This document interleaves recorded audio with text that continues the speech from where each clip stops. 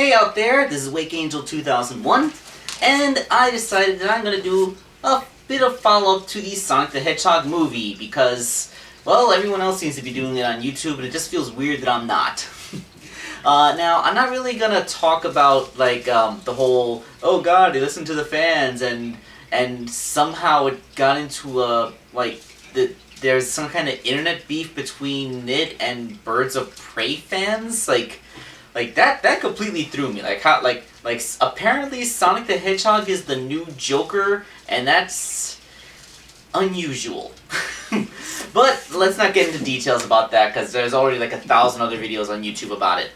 I want to talk about how this is actually a pretty darn good Sonic the Hedgehog origin story. Okay, so let's think about something. Sonic the Hedgehog, one of the most iconic video game characters ever, who has been starring in hit game after hit game for going on 29 years now. The franchise will be 29 years old this June. That's awesome. And the main character has zero backstory in the primary source material. I am 100% serious. Think about everything you think you know about Sonic. Where was he born? Where does he live? What's his family like? You know,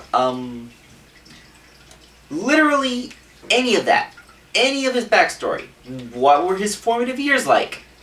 The video games specify nothing. Every single answer you can possibly come up with from that, in fact, comes from 2 of the Deep cartoons and the Archie comic book series. Literally no other media. Well, again, I do not know about Sonic the comic, which was, you know, Europe exclusive. I never actually read Sonic the comic, so they might have elaborated on his backstory. So if you're a big Fleetway fan, then alright, I admit my ignorance of that one aspect, but I'm making a point here. Or maybe some of the children's chapter books, but I'm pretty sure those chapter books are based off the Sat AM cartoon, so it's still adjacent. Yeah, nothing. The only thing we know about Sonic the Hedgehog is his age, and that he likes chili dogs. And the chili dog thing was added in Sonic and the Black Knight. It actually came up in the aforementioned Deep cartoons, and was not actually integrated into video game canon until Sonic and the Black Knight, which, you know, I find rather amusing. It's like it took them that long to finally acknowledge the success of the other property. Okay, so yes, aside from literally the Sonic the Hedgehog Saturday morning cartoon, the Archie comic book, and Sonic Underground, nothing of Sonic's youth or any kind of backstory exists. And I hate to say it, but if you were going to make a modern adaptation that would give Sonic a backstory, I don't think they would use anything from the Archie comic or the old Deep cartoons, because they might run afoul of some of Ken Pender's crap, and I am certain that nobody who works professionally with Sonic right now wants to have to deal with Ken Penders. Yeah, I'm still salty over how his lawsuit ended up getting the Sonic comic rebooted and then canceled. Longest running comic book that didn't have to get a reboot in history, and you forced it to get rebooted and then canceled 2 years later. I really hope you're proud of yourself, Ken. I digress. So what do we know about Sonic? I mean, he's not a complete blank slate. We know that he's a teenager. We know that he has an insatiable wanderlust. He's always exploring new realms and finding adventures. And he's also a hero who desires to protect the unprotected and look after underdogs, you know? So, what is this? What is this his heroic attitude, his desire to explore and seek adventure? Where does this come from? Well, the Sonic the Hedgehog movie did a pretty darn good job of explaining how it could have happened. And it also kind of explains the meta-narrative of how the early video games actually kind of work. You know, like, I don't think that this would hold up to the Adventures continuity and beyond, but the original games were much simpler is what I'm trying to get at. So in this movie, Sonic the Hedgehog as a young boy is after running around and exploring his home island, gets attacked by the Echidna tribe, and his mother figure, Longclaw, the owl, gets potentially mortally wounded and is left to an ambiguous fate as Sonic has to go into a strange new world by himself with no support network. And he spends 10 years living in this world, basically in hiding. He never leaves this one small town that he popped up in. He never really encounters other people. He stays hidden on the fringes. And basically, he's let his fear control him for a decade, for pretty much his entire formative life. He's been afraid that if he were to reveal himself or show off his abilities to anyone, then bad men would come and hurt him and anybody who he had come to care about.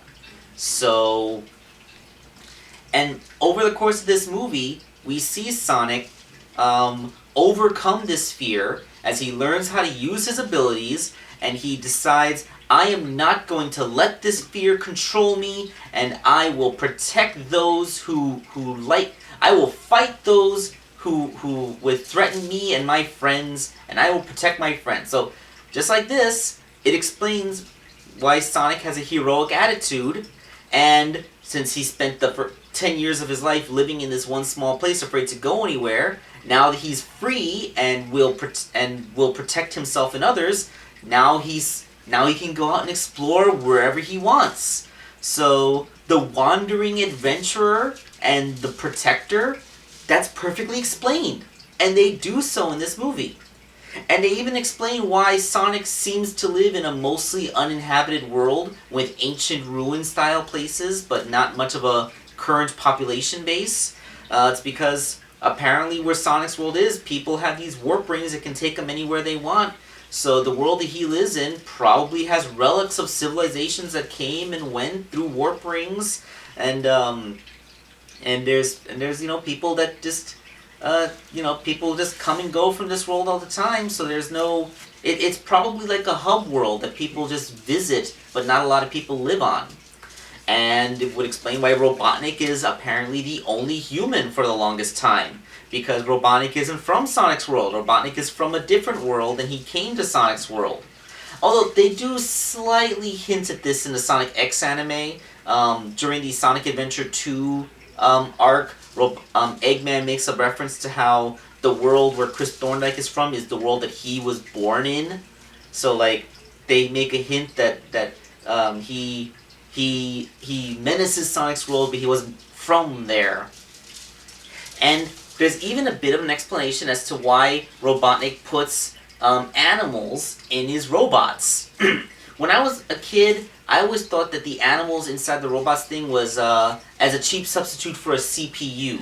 Like, I was thinking a mammalian or avian brain, for its size and the amount of energy that it consumes, delivers a heck of a lot more processing power than pretty much any computer you can actually build.